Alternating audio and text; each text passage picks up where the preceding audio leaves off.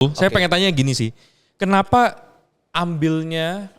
mengambil sebuah topik rumah? Jangan sampai ini semakin bergerak, kita ngomongin mau pemuritan, tapi kita tidak memperhatikan hal yang sangat mendasar di dalam sebuah gereja. Apa yang membuat rumah kita ini berbeda dari gereja pada umumnya atau komunitas yang lain?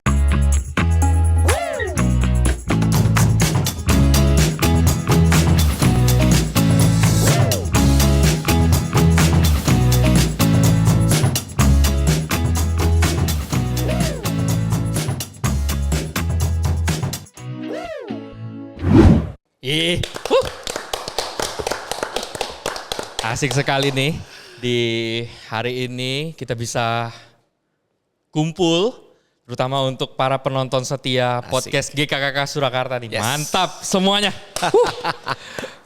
Hari ini sangat spesial bahwa hostnya nggak cuma satu dan juga bukan host yang biasa yang kemarin-kemarin. Ini hostnya kita ganti terus supaya tampil beda. Asik. All fresh gitu. Jadi hari ini bersama dengan saya, Mamang Paulus, Bapak Paulus. Hari ini kita bersama dengan salah satu host yang akan bantu saya, dengan Miss Marta. Wih. Nah ini nih yang bikin keder nih ya. Iya. Sama ini yang bikin saya deg-degan dan ragu untuk kamu ngomong. harusnya tenang. Saya yang Enggak, yang salah. keder nih ya. Salah. Ya. Ini kalau saya ngomongnya salah, public speaking saya jelek, ini direvisi langsung. Salah. Dan hari ini kita dengan narasumber yaitu Pak Bill. Yes. Wes. Dan bersyukur bahwa di momen ini kita bertepatan satu hari setelah kita pelantikan majelis GKKK Surakarta yang baru periode 2026-2028. Yes. Tepuk tangan dulu lah. Thank you. Selamat bertugas. Kita sama-sama bertugas. Sama-sama nanggung beban. Iya. Salah bukan Tapi beban. kayaknya Bu Marta juga dilantik ya, Bu? Oh tidak. Oke. Tapi dengan ketua yang berbeda yaitu dengan Pak Bill sebagai ketuanya. Thank you. Oke, hari ini kita akan bahas suatu topik yang spesial di tengah-tengah kita kemajelisan yang baru. Kita pengen tahu ini, apa sih yang menjadi hal ke depan di dalam program dan juga hal-hal visi ke depan, value ke depan di dalam program daripada GKKK 2026. Apalagi Pak Bill yang akan mimpin. Ya. Mungkin Pak Bill bisa sharing bertepatan dengan satu hari setelah ini, apa sih yang akan digerakkan di gereja ke depan ini? Oke. Kita perlu mengingat dulu ya, saya jadi perlu mengingatkan dulu buat Paulus, Bu Marta. Kita dari tahun lalu tuh sudah bergerak ya, dan menurut saya sangat bersyukur tahun lalu. Mungkin kalau yang nonton ya, itu nonton podcast kita yang pertama tahun lalu tuh itu jelas banget ya. Menurut saya jelas banget kita ngomongin tentang pemuritan. Jadi ada slogan di situ yang follow, grow, go. Nah, kita kemudian tahun 2025 itu bergeraknya lumayan boleh dikatakan masif ya. Benar-benar kita bergerak. Di ulang tahun gereja tahun lalu kita sampai pengutusan, ada leader-leader untuk pemimpin kelompok. Jadi ada 10 yang menjadi rekan boleh dibilang ya, para hamba Tuhan bergerak bersama di dalam pemuritan yang dikerjakan oleh gereja. Jadi disitulah kita boleh katakan kita sedang melanjutkan untuk pemuritan ini. Bahkan kita berusaha untuk lebih giat lagi, lebih semangat lah. Cuma kemudian kita menambahkan ada satu unsur yang penting. Tentu saja ini berdasarkan apa yang terjadi juga bukan tahun lalu sebenarnya, tapi beberapa tahun belakangan ini. Ketika kami melihat satu situasi yang ada, maka kita di tahun 2026 ini menambahkan satu hal yang penting, yaitu bagaimana menjadikan gereja ini dengan satu istilah yaitu rumah. Dan disinilah kemudian di rumah ini ya kita melaksanakan pemuritan. Nah ini yang akan kita kerjakan. Jadi dua hal ini benar-benar menjadikan gereja ini sebagai rumah bagi semua jemaat yang hadir ya, entah dia benar-benar anggota jemaat, entah dia simpatisan yang sudah cukup lama, atau bahkan yang baru pertama 1-2 kali datang itu mengalami rumah. Nah tetapi tentu saja dengan melengkapi lah, boleh dikatakan melengkapi pemuritan yang sedang kita kerjakan di gereja ini. Ya kira-kira seperti itu yang sedang kemudian kita kerjakan. Oke. Kalau boleh dari yang tadi Pak Bil jelasin ya. Mungkin saya mau tanya gini, kenapa ada landasan apa, walaupun ya saya ikut rapat majelis ya, Ya. tapi saya melepasin dulu lah semua Ya, itu. Saya oke. pengen tanya gini sih, kenapa mengambil sebuah topik rumah? Ada apa latar belakangnya itu sehingga kita berjalan 2026 ini dengan rumah begitu? Oke. Ya nanti nggak tahu ya, Bu Marta mungkin bisa nambahin ya, karena ini dari sisi jemaat. Ya, Jadi begini, sekitar bulan Juli itu gereja mengadakan evaluasi. Kita nyebarin Google Form ke jemaat. Dalam hal ini memang ke majelis, penata layan, aktivis, jemaat-jemaat yang terlibat boleh dikatakan aktif di gereja. Nah kita tuh bergerak untuk coba cek seperti apa sih gereja kita. Jadi kita dapat masukan berbagai hal tentang ibadahnya, tentang temu doanya, macam-macam. Tetapi yang menarik adalah dari Google Form itu beberapa kali, dan artinya kami melihat itu cukup banyak. Ya nanti sekali lagi ya, ini saya nggak tahu nanti yang merasakan itu kan jemaat ya. Jadi melihat bahwa bagaimana gereja ini dirasa itu kok kurang hangat antara yang satu dengan yang lainnya. Nah itu yang dirasakan oleh jemaat. Ya oke.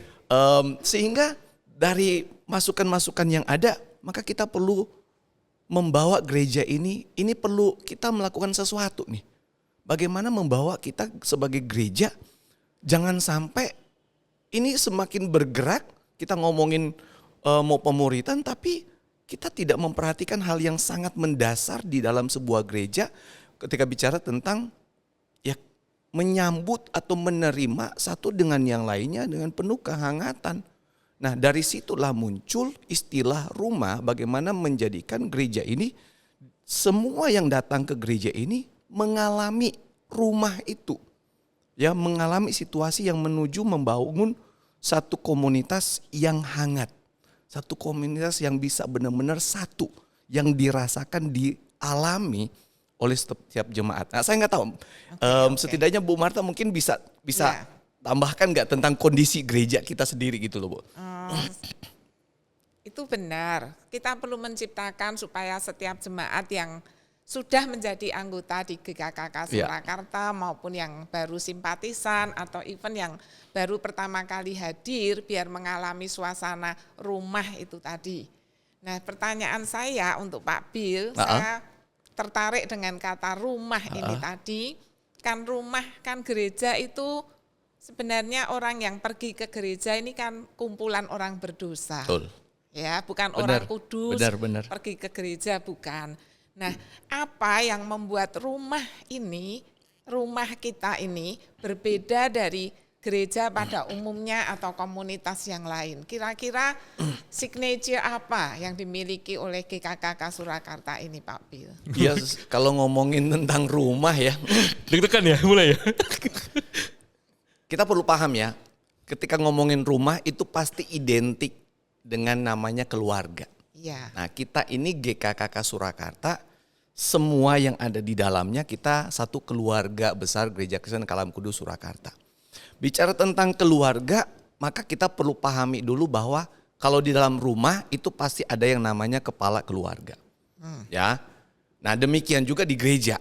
Di gereja ini ada kepala gereja, kita tahu Yesus. Ya. Ya, Yesus yang sudah menebus umatnya, yang membawa umatnya kemudian yang disebut sekarang gereja. Nah kita ini gereja, Yesus adalah kepala di dalam gereja itu sendiri. Sehingga tentu saja ketika bicara tentang rumah, maka aturan yang berlaku di dalam rumah itu ya harusnya aturan dari Kristus. Itu dulu deh. Hal yang sangat mendasar, hal yang sangat penting ketika kita ngomongin. Nah, bicara tentang gereja pada umumnya, mungkin kesan yang didapat ya. Ada orang-orang yang melihat ya gereja itu hanya tempat ibadah. Ya pokoknya datang ke gereja, saya datang hari Minggu, saya datang beribadah. Kalaupun misalnya terlibat dalam pelayanan, itu semacam sebuah kewajiban. Seakan-akan itu sebuah ya mau nggak mau begitu. Sehingga ketika kita datang ke gereja benar-benar ya saya datang untuk beribadah, saya datang hanya untuk melayani, setelah itu selesai. Tetapi di mana kekeluargaan itu? Seakan-akan ya udah kalau sudah selesai ya saya pulang. Nggak perlu ada kemudian relasi yang lebih dekat, bicara tentang bagaimana berbagi hidup. Nah, itu yang perlu kita bangun. Ya. Kenapa kita perlu membangun itu? Karena bicara tentang komunitas, kita butuh kok. Kita butuh orang yang ada di sekitar kita untuk menolong kita menjadi pribadi seperti yang Tuhan inginkan. Dan disitulah komunitas itu perlu dibangun satu kehangatan. Kalau semua kita ya pokoknya cuma sekedar tahu sama tahu, tidak ada kedekatan. Contohnya beginilah, misalnya orang tua, ya Bu Marta, ya anak-anak sudah besar, ini tapi sebagai ini semua sudah nggak di rumah ya. Tapi saya nggak tahu dulu, saya yakin ada lah. Contoh saya juga dengan anak-anak saya, ya ini kalau Paulus ini lagi anaknya masih kecil sih ya. Kalau anak kita ada masalah, kita kan pasti deketin. Kita ngomong dari hati ke hati, seperti apa situasinya, bagaimana kondisinya. Itu kan butuh kedekatan.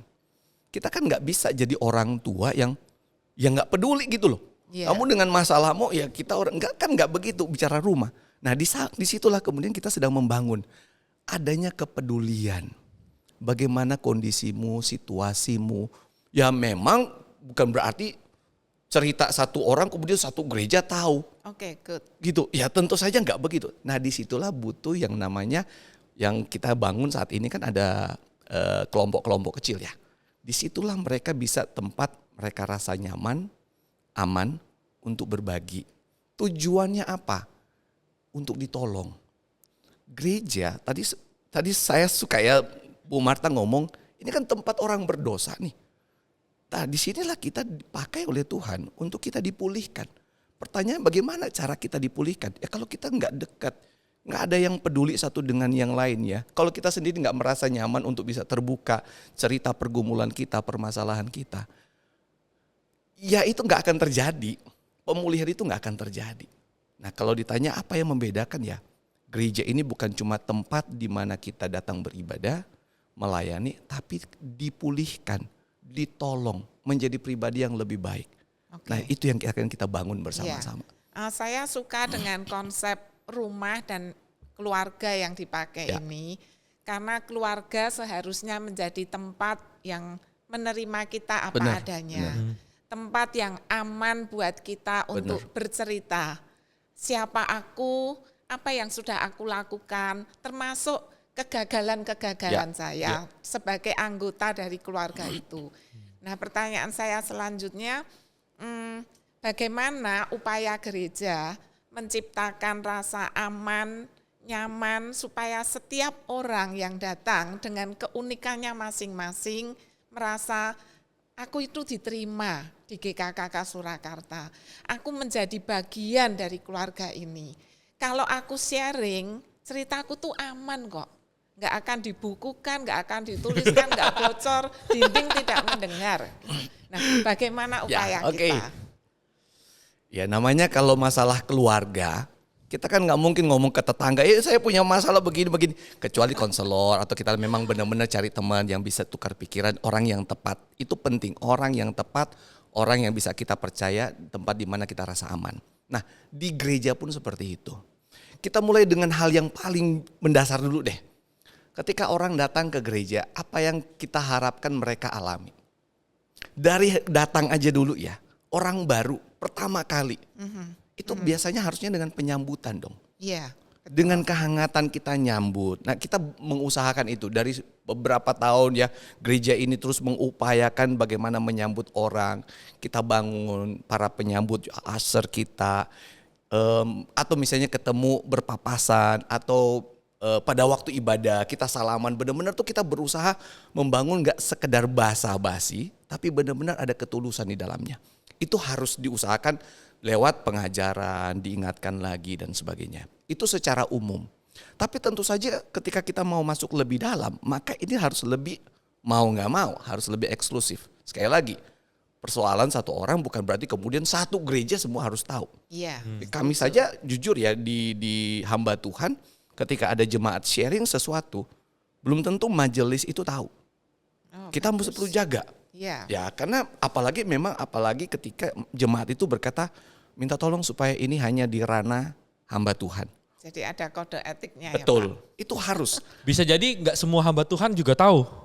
Nah, ini yang saya mau ngomong. Bahkan ketika ada satu jemaat ngomong ya, misalnya ke saya. Iya. Dan dia bilang, Pak tolong di-keep ya. Artinya hanya saya. Dan saya harus jaga itu. Nah, ada yang seperti itu. Nah, balik lagi pertanyaan tadi Bu Marta.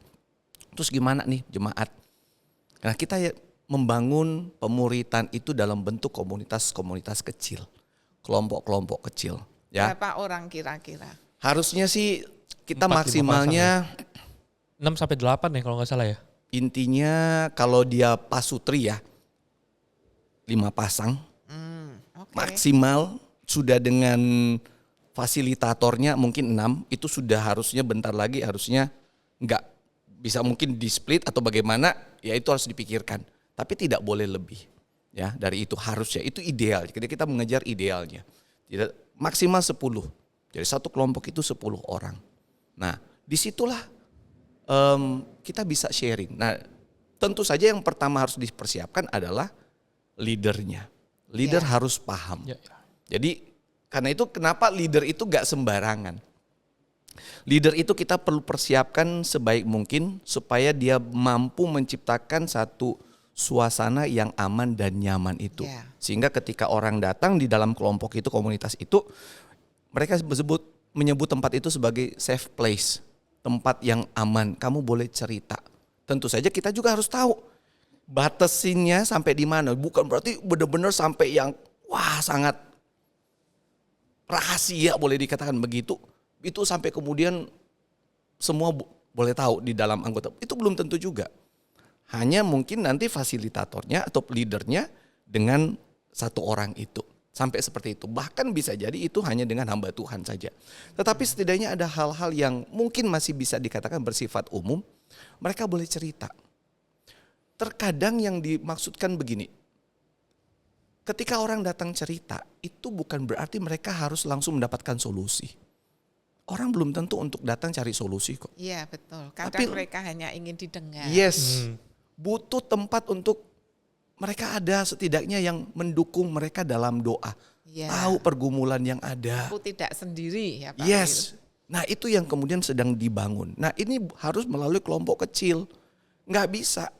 Nah di dalam kelompok kecil ini juga kalau memang ada sampai yang benar-benar sangat rahasia. Nah kita leadernya itu kan perlu mengadakan yang namanya one on one Bu Marta. Oh oke. Jadi misalnya. Jadi di breakdown lagi. Iya benar, jadi ada kelompok kecil lalu ada one on one lagi. Jadi leader itu bertanggung jawab untuk melihat.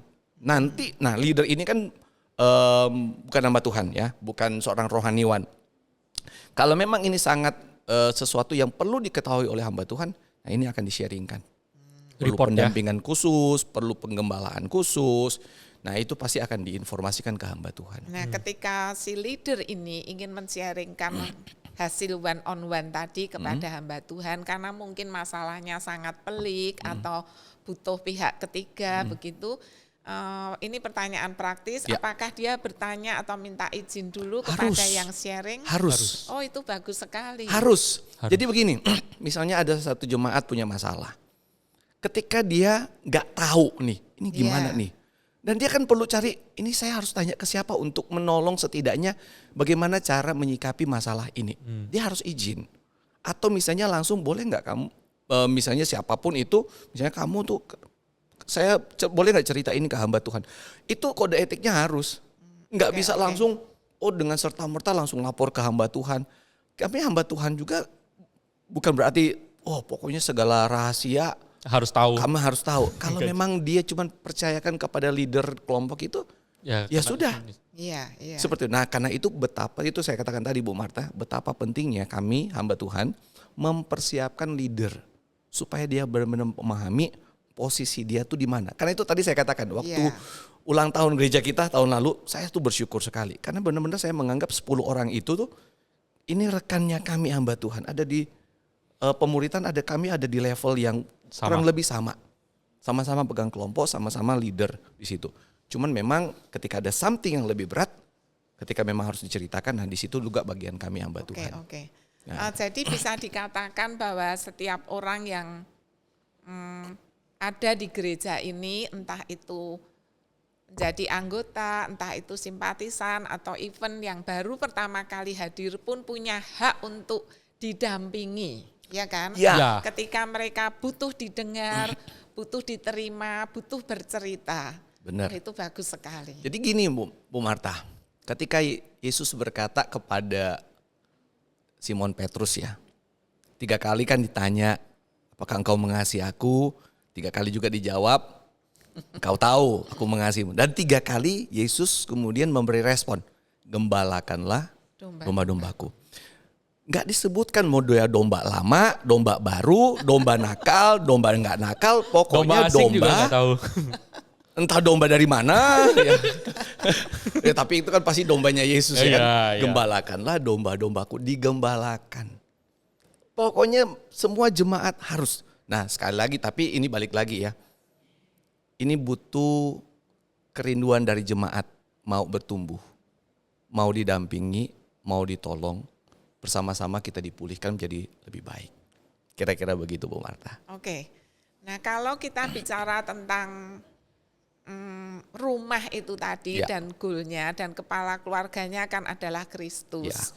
Tentunya kan gereja ini punya tujuan ya, salah satunya supaya jemaat ini makin serupa dengan Kristus atau yang disebut imitatio Christi itu. Nah, dan yang satu lagi supaya mereka juga sesuai dengan gambaran Allah ketika mereka diciptakan pada awalnya sesuai dengan gambar Allah. Nah, bagaimana upaya gereja yang akan dilakukan ataupun yang sudah supaya hal-hal seperti ini tidak hanya menjadi konsep teologis, tetapi mereka boleh melakukannya, mempraktekannya dalam kehidupan nyata. Kira-kira bagaimana Pak Bill? Pertama begini Bu Marta, pada akhirnya menurut saya tetap ini harus dalam bentuk pengajaran. Itu dulu. Jadi diberi semacam doktrin. Betul. Doktrin harus kuat. Betul. Ini harus pengajaran, enggak bisa enggak. Ini harus pengajaran. Jadi ketika kita ngomongin 2 hal ya, bicara tentang kita ini gambar Allah. Yang kedua ini kita ini serupa dengan Kristus. Ini tuh sangat berkaitan erat. Itu sebenarnya dasarnya tentu saja salah satu ayatnya adalah Efesus pasal 2 ayatnya yang ke-10. Dikatakan kita ini buatan Allah. Buatan ini merujuk pada penciptaan. Dan ketika bicara tentang penciptaan, bicara tentang kepemilikan, bicara tentang kedaulatan Allah. Dan bagaimana kita diciptakan itu dengan sebuah tujuan yang sangat jelas, yaitu untuk memuliakan Allah. Tapi kondisinya kita kan kemudian berdosa. Sehingga kita masuk pada frasa yang berikutnya, diciptakan dalam Kristus Yesus. Kita kondisinya rusak karena itu perlu dilahirbarukan. Untuk kemudian kita ditolong menjadi serupa Kristus. Tujuannya apa? Kita menjadi serupa Kristus. Balik lagi, tujuan awal manusia diciptakan untuk kemuliaan Allah. Nah, ketika ngomongin tentang hal ini dengan hubungan sehari-hari, ini harus diajarkan. Jemaat harus paham untuk apa mereka diciptakan, untuk apa mereka disebut anak Allah, untuk apa kemudian Allah di dalam Yesus menebus mereka. Itu ada tujuannya. Tujuannya itu bukan hanya tentang keselamatan, bahkan boleh saya katakan keselamatan itu adalah anugerah dari karya penebusan itu. Tetapi sebenarnya yang paling utama dari penebusan itu bukan keselamatan. Tapi kita memuliakan Allah. Kan tujuan terutama dari manusia itu adalah untuk memuliakan Allah. Keselamatan itu adalah ya boleh dikatakan bonus ketika kita percaya pada Yesus. Karena begini, kalau kita sampai berhenti pada yang penting saya sudah percaya, saya sudah selamat. Lalu kemudian dia menjalani hidup dengan semaunya dia. Nah ini ada something wrong di situ. Ini berarti konsepmu salah nih. Gitu loh. Gak bisa. Jadi pertanyaan kayak gini. Kita kasih anak nih handphone. Dia bilang minta handphone. Oke, saya kasih handphone. Sekarang pertanyaannya bagaimana kamu menjalani hari-hari kamu dengan handphone itu? Untuk apa? Tujuannya apa? Kalau bukan untuk kebaikan, tidak membuat kamu menjadi orang yang lebih baik. Contohnya, harusnya kan handphone buat komunikasi. Setelah punya handphone malah tetap susah dihubungi, tetap nggak peduli. Berarti kan ini ada sesuatu yang salah dengan pemahaman dengan memiliki handphone. Sama dengan keselamatan. Ini Tuhan pikir, loh, kamu sudah diberi keselamatan tapi kok hidup kamu malah tidak seperti yang seharusnya. Nah, jadi sekali lagi yang pertama harus pengajaran. Nah, balik lagi bicara tentang pengajaran tuh setidaknya kita ada pengajaran yang komunal. Itu khotbah ibadah hari Minggu. Ya, kebaktian umum. Kebaktian umum. Yang kedua, itu ada yang namanya kelas. Kita punya kelas katekisasi, ya kita punya kelas pembinaan. Lalu yang lebih kecil lagi, kita punya yang namanya kelompok kecil. Nah, menariknya kelompok kecil kita itu kita bahas firman yang disampaikan di hari Minggu. Oh. Jadi firman di hari Minggu di khotbah itu kita perdalam di dalam kelompok kecil. Kita bahas, kita sharing, kita bagaimana. Siapa tahu ada yang tidak mengerti gitu. Satu ya. sisi benar, karena itu kan sekali lagi yang tentang pengajaran itu Bu Iya. Marta. Supaya mereka paham. Nah, apa yang mereka paham itu kemudian didorong untuk mereka lakukan. Nah, di sini sekarang pentingnya seorang leader. Ketika berusaha melakukan itu, perlu ada setidaknya kayak gini. Dia mengamati gimana, bisa enggak, apa masalahmu, di mana kesulitanmu. Misalnya contoh tentang pengampunan. Lalu di dalam kelompok itu ternyata ada yang sharing. Wah, saya ini susah nih mengampuni. Karena begini. Tapi akhir dari pertemuan itu dia berkata, oke, saya akan berusaha. Coba. Nah, sekarang leadernya tugasnya apa? Mendampingi. Gimana? Udah bisa belum? Masalahnya di mana? Harus didampingi. Yang tiga, yang terakhir boleh dibilang ini butuh yang namanya contoh atau teladan. Nggak gampang. Ini yang sulit menurut saya karena leader dituntut jadi contoh, jadi teladan untuk yang lain. Ya, itu nggak gampang. Ya, tapi ya kalau ditanya bagaimana konsep ini ya, teologi ini lalu kemudian terjadi dalam kehidupan sehari-hari ya. Harus diajarkan, didampingi, kayak Ya. dimonitor. Ya, betul. Seperti itu. Gitu Bu Marta. Ya, oke. Pak Bill tadi mengenai keselamatan tadi, tentunya ada proses yang juga harus dialami oleh orang berdosa itu tadi. Ketika dia diselamatkan seperti kelahiran baru. Ya.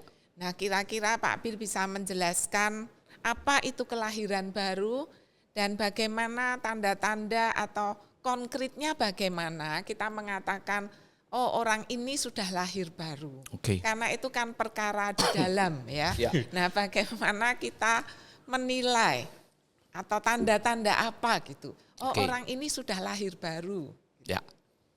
Satu, kita mesti benar-benar paham tentang yang namanya proses. Ya, proses. Sekarang kita ngomongin proses yang paling mendasar dulu. Ya. Orang bisa mengalami lahir baru itu benar-benar 100% itu karya dari Tuhan. Ya, jadi bukan karena usahanya Bukan sendiri karena ya, Pak. usaha manusia itu. Biarpun itu saya berbuat baik pun Benar. tidak bisa ya setuju, Pak. Bu. Setuju ya. Jadi benar-benar itu 100% itu karya dari Tuhan, karya Roh Kudus. Hanya anugerah. Hanya gitu ya. anugerah. Nah, itu dia yang kita perlu pahami. Nah, tentu saja bagaimana prosesnya ya, ada orang secara pribadi dia bertemu entah kapan waktunya dalam momen apa, lalu kemudian dia menyatakan dia mau percaya. Kadang-kala Oke. ada momen di mana mungkin ada yang bertanya, ada yang mengundang dia, mengajak dia, itu ada prosesnya tentu saja ya. Tiap orang tuh beda-beda. Iya. Ya, saya pribadi saya bertobat itu dengar khotbah, lalu di situ ada calling dan saya terima Yesus secara pribadi. Ya, saya diteguhkan lagi dalam panggilan saya itu untuk benar-benar percaya waktu saya mahasiswa. Itu benar-benar tuh ada 2 momen yang krusial ya bicara tentang saya percaya dan mengikut Yesus. Nah, itu benar-benar karya Tuhan. Sekarang kita ngomongin tentang ada nggak ciri-cirinya? Nah itu menariknya ya kalau yang kalender tahun lalu. Wah. Ya kita masih punya nggak ya? Harusnya ada. Jadi kalender 2025 tuh di bagian belakang itu ada tuh yang namanya mulai dari pertumbuhan secara rohani ya. Jadi dari bayi rohani, anak-anak rohani, dewasa rohani sampai gitu loh. Jadi ada perjalanannya. Grafik Nah, perjalanannya. perjalanan ini itu proses, Bu. Artinya begini, kita nggak mungkin setelah lahir baru lalu pasti hidupnya ideal, Iya. sempurna. Itu impossible, ya. Itu nggak mungkin. Oke? Ya, tentu saja kita itu tetap namanya proses tuh ada gagalnya. Bahkan bisa jadi masih banyak gagalnya. Tapi Maksudnya masih bisa jatuh pasti Pasti. jatuh, Oke. Bu Marta, pasti jatuh kita. dalam proses itu. Dalam proses itu pasti jatuh. Tapi yang ini menariknya adalah orang yang betul-betul mengalami lahir baru, dia tuh nggak akan membiarkan diri dia terus ketika dia jatuh membiarkan dia terus dibawa. Dia pasti akan bangkit lagi dan itu pertolongan Tuhan. Tuhan tuh ya itu yang kita mengamini luar biasa anugerah Tuhan ya. Ketika dikatakan dalam Yohanes pasal 10 ayat 28, ketika Tuhan memegang kita, itu kita benar-benar tuh nggak akan ada yang bisa melepaskan dari genggaman tangan Tuhan. Kita jatuh pun kita nggak akan terlepas dari genggaman tangan Tuhan. Nah, lalu terlihatnya seperti apa pertanyaannya kan dalam kehidupan sehari-hari. Yang pertama sebenarnya harusnya itu terlihat di keluarga, Bu Marta. Harusnya tetap akan ada perubahan yang lebih baik dan menuju lebih baik. Kalau ditanya seberapa cepat, wah itu tergantung masing-masing orang beda-beda. Ada yang kelihatannya kok progresnya luar biasa sekali. Ada yang mungkin sangat lambat. Tapi tetap ada, pasti ada. Ya, dia akan menjadi pribadi yang lebih baik. Pemahaman setidaknya mulai dari contoh ya. Ini menurut saya yang paling harus terlihat adalah keluarga. Iya. Karena ini tiap hari yang lihat, tiap hari yang ketemu. Yang Kalau hidup kita di bersama. gereja paling seminggu sekali, seminggu 2 kali, Iya. 3 kali Iya. maksimal. Tapi kalau di rumah tiap hari, udah tiap hari berjam-jam lagi hidup, ya kan? Suami, istri, orang tua, anak, kakak, adik, kan itu lihat. Nah, bagaimana kehidupan di dalam keluarga? Ya, nah kalau sudah di dalam keluarga kita kan pasti, ya yang di gereja kita nggak ngerti. Bisa aja kan, oh di gereja kelihatannya oke, tapi di rumah kan enggak, kan kita Iya, nggak tahu. betul. Oke, ya itu yang di rumah, yang pertama. Yang kedua tentu saja di gereja. Terlihat nggak? Oh ya terlihat pasti. Saya melayani baru 23 tahun kurang lebih sebagai Bukan hamba baru, Tuhan. Pak. Ya, Kalau baru saya. kurang lebih di gereja ya. Jadi saya full timer itu benar-benar masuk ladang mulai tahun 2003. Ya, 2003. Jadi kurang lebih 23 tahun. Saya sudah melihat begitu banyak jemaat ketika dia sungguh-sungguh percaya pada Tuhan. Bukan berarti dia sempurna, tapi ada sebuah kerinduan terlihat di gereja, Bu Marta. Ya. Saya melihat pertama setidaknya dulu tidak rajin datang ibadah, dia akan rajin. Dia akan lebih mau lagi. Yang kedua adalah dulu mungkin dia tidak pelayanan. Tapi ketika terus Roh Kudus yang bekerja, dia dengar firman Tuhan, dia pasti tergerak untuk saya mau melayani. Sesederhana apapun pelayanan itu, dia pasti mau. Seperti itu. Dia pasti mau melayani. Yang ketiga, dia benar-benar bertumbuh. Untuk lewat firman, dia mau tergabung di dalam di dalam komunitas yang kelompok kecil itu. Yang keempat adalah terlihat dari karakternya. Sekali lagi ya, jangan sampai kita berpikir wah ini sudah sangat oke. Sekali lagi ini proses. Iya. Perjalanan kita selama di dunia tuh nggak pernah sampai benar-benar kepenuhan itu tuh sempurna tuh nggak mungkin. Kesempurnaan akan kita terima nanti pada waktu kita sudah selesai di dunia ini dan kita bersama-sama dengan Tuhan di dalam kekekalan. Tetapi di sini kita benar-benar melihat ada satu kerinduan, keinginan, coba lagi, bangun lagi, jatuh dia mau bergerak lagi. Ada kan jemaat lah ya, kita ngomong jemaat lah. Dia mungkin kecewa, dia mungkin sakit hati, dia mungkin mengalami kemarahan dan sebagainya. Terus dia nggak mau lagi ke gereja. Tapi teman-teman satu waktu dia datang lagi. Dia datang lagi berubah menjadi lebih baik dan lebih baik. Itu saya sudah melihat. Ya, saya sudah melihat. Ada juga yang dulunya bagaimana sikap dia anak muda. Wah itu ngomongnya gak karu-karuan, ngomongnya kotor. Tapi ketika dia terus mau datang ke gereja, satu waktu dia bertemu dengan Yesus secara pribadi, itu pelan-pelan Tuhan akan kikis.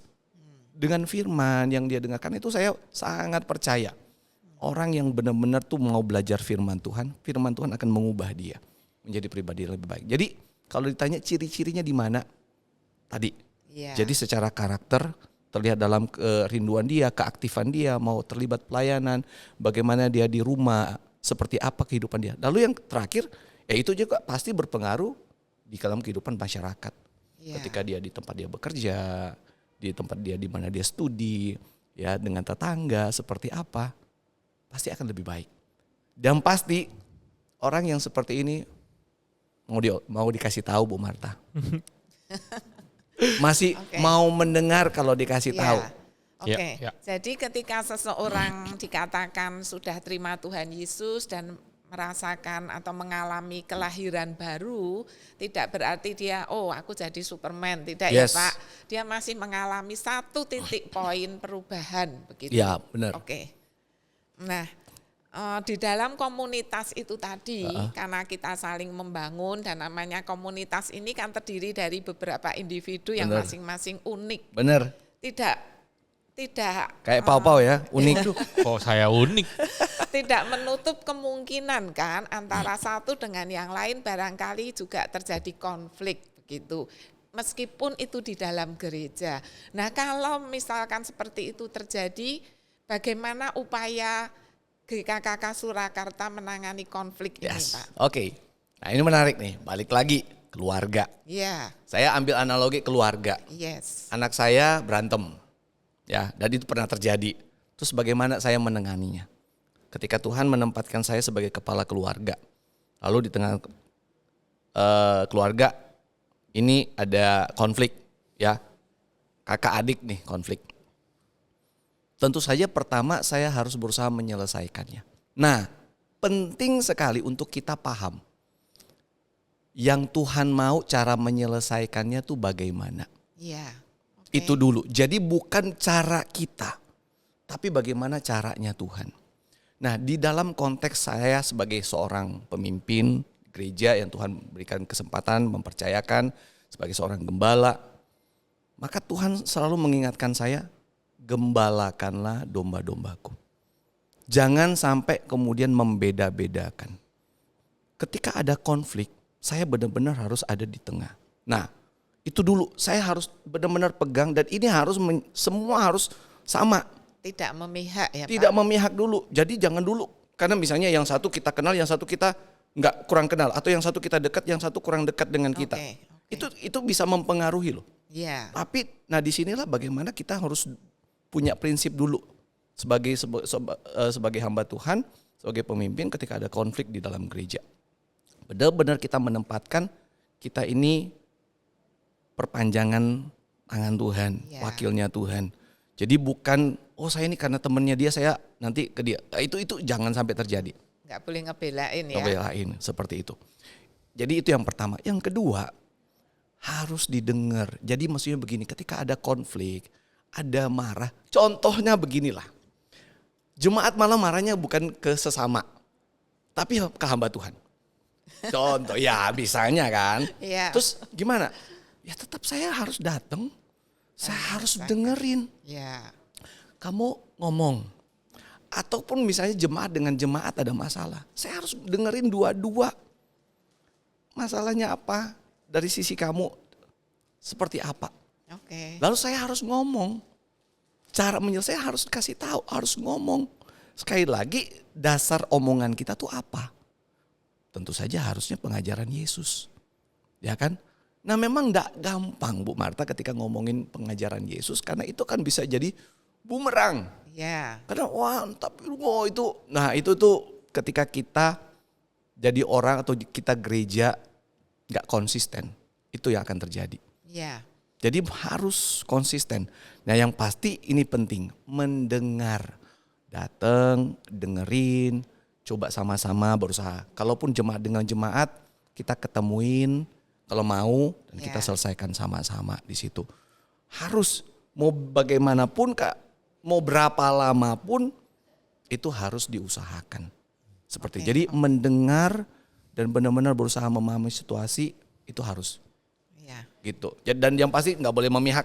Iya, Ya. betul. Ya berarti Oke, gereja terima tidak kasih. tidak maksudnya bukan jadi orang yang ketika ada konflik kita diam saja begitu, tapi Iya. kita menjadi rumah di mana ya semua jemaat. Betul. Bukan berarti menyenangkan semuanya. Selesai belum tentu selesai juga konfliknya. Apa mungkin bisa menyenangkan semuanya? Gak bisa.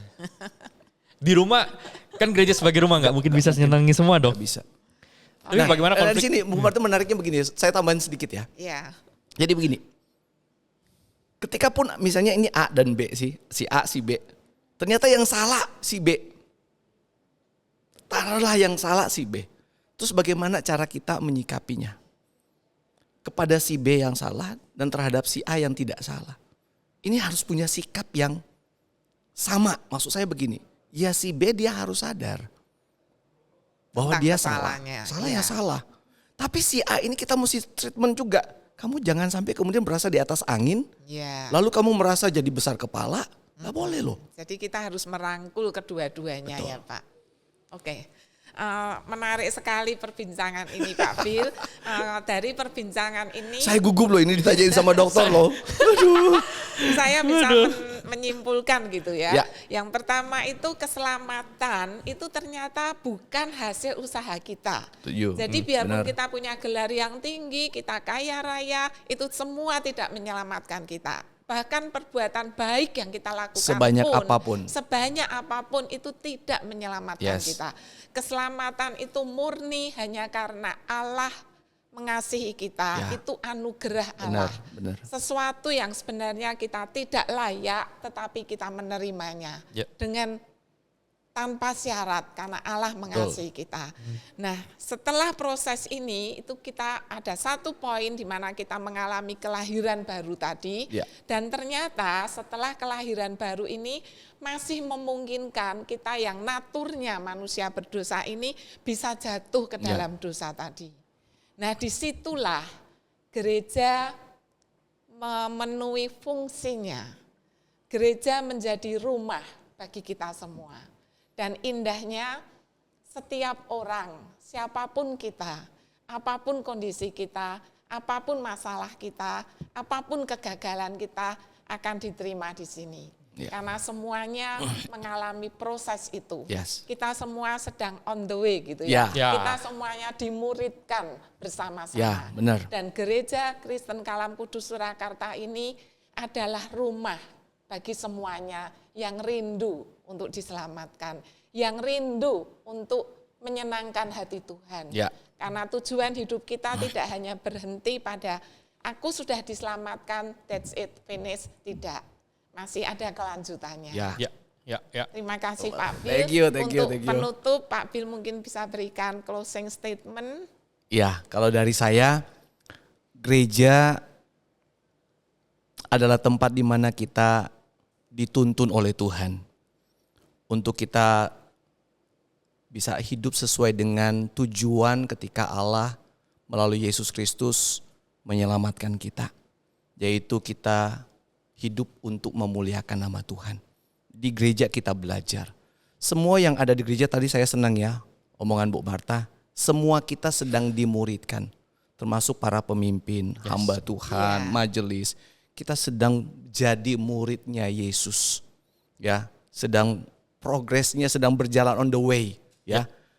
Bagaimana sekarang kita terus mau berjalan bersama-sama, mau belajar bersama-sama. Tidak ada yang rasanya wah sudah lebih hebat dari yang lain. No. Memang betul, ada hamba Tuhan, ada majelis, ada leader dalam kelompok-kelompok kecil yang Tuhan percayakan. Tapi itu berarti bersama-sama, ya. Karena kenyataannya kami pun para hamba Tuhan atau leader, kami pun banyak belajar kok dari jemaat, omongannya, kesetiaannya. Nah, kita sama-sama dan kita terus berdoa, Tuhan berkenan untuk GKKK Surakarta, terus kita boleh terus dipakai oleh Tuhan, memuliakan Dia lebih dan lebih lagi. Jadi boleh dikatakan ya kalau Bapak Ibu yang nonton ya rindu ingin juga dimuridkan. Rindu untuk yuk kita jalan bersama. Iya, Ya, bergandengan ayo tangan. kita sama-sama. Tuhan pasti menolong dan memberkati kita. Seperti itu. Oke. Terima Bersyukur. kasih Pak Bill. Ya, untuk ya, ya, waktunya. ya. Ya, Terima kasih Paulus. mungkin saya sudah kasih hadir juga. sedikit closing statement bagi juga ya. Maksudnya dari tadi saya ngamatin, saya tulis, saya pikir gitu ya. Menjadi satu hal yang menarik. Maksudnya biarlah ini menjadi suatu gerakan daripada gereja ini ke depan. Dan bagaimana ini bukan hanya jadi sebuah konsep yang dipikirkan oleh hamba Tuhan.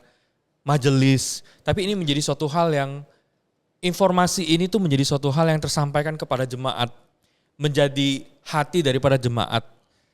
Bagaimana kita sebagai hamba Tuhan majelis menerima menerima hati Tuhan, degup hati Tuhan kita rasakan, dan degup hati Tuhan itu, detak jantung Tuhan itu juga dirasakan oleh jemaat dan berjalan bersama pace by pace-nya, pelan-pelannya, jatuh bangunnya bersama-sama dengan Tuhan. Dan bagiku itu menjadi suatu hal yang oke, gereja ini akan jalan seperti ini, dan prosesnya bukan cuma tahun ini kita bahas, memang hanya dalam 2026, tapi kan semua hal yang baik tadi yang Bu Marta sampaikan, yang Pak Abil sampaikan tadi, konklusi tadi, saya rasa dalam waktu setahun kita nggak mungkin selesain semua ini.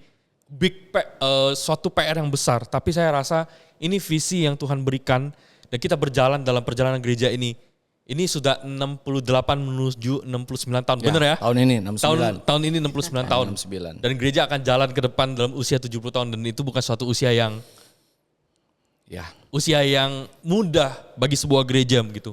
Tapi bagaimana kita terus kerjakan apa yang Tuhan percayakan, terutama Pak Abil sebagai yang membawa baton, yang membawa gerakan daripada gereja ini, menggerakkan kita, membakar kita lagi, bener gak sih? Semangat ya. Semangat kita lagi untuk kita jalan sama-sama gitu loh. Oke.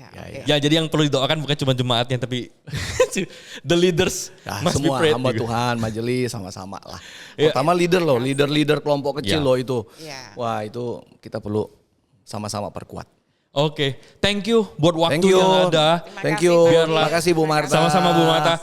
Biarlah semua penonton juga yang menyaksikan hari ini, semuanya lah yang mungkin jemaat, yang mungkin bukan jemaat, yang pengen tahu tentang GKK Surakarta, bisa memahami apa sih yang sekarang lagi dikerjakan. Dan berharap seperti yang tadi diulang-ulang, bahwa ini bukan program majelis saja, bukan hanya program daripada hamba Tuhan, tapi ini menjadi program kita, hati kita sama-sama. Ini rumah kita, di mana kita dimuridkan dan memuridkan jemaat. Thank you. Thank you. Thank you semuanya. God bless. Dadah. Thank you. Thank you.